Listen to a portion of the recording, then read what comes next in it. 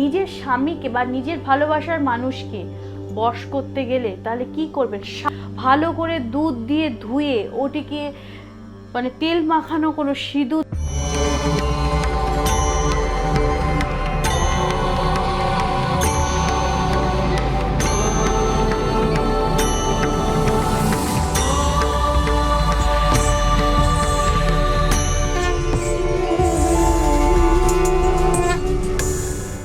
নমস্কার, আমি চন্ডিমাদি বলছি। নিজের স্বামীকে বা নিজের ভালোবাসার মানুষকে বশ করতে গেলে তাহলে কি করবেন? সাদা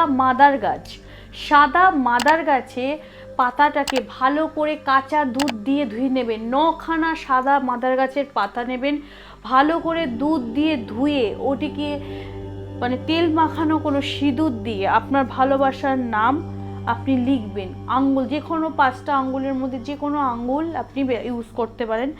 নাম লিখে সাদা মাদার গাছের পাতাগুলো একত্রে গুছিয়ে ওটি কোনো গঙ্গা বা পুকুরের জায়গা বা কোনো ঠাকুরের মন্দিরের পেছন বা মন্দিরের ভেতরের সাইডে এমনভাবে রেখে দিন যাতে ওই জায়গাটা কোনো দিন টাচ না হয়। এবং প্রতি সোমবার বা বৃহস্পতিবার দেখে আপনি ওই সামনেটা গিয়ে নিজের মনে গিয়ে আপনি নিজের ভালোবাসার মানুষকে, নিজের মনস্কামনা ওখানে গিয়ে চান।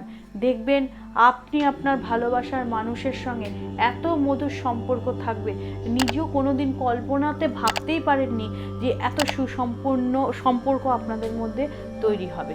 নমস্কার।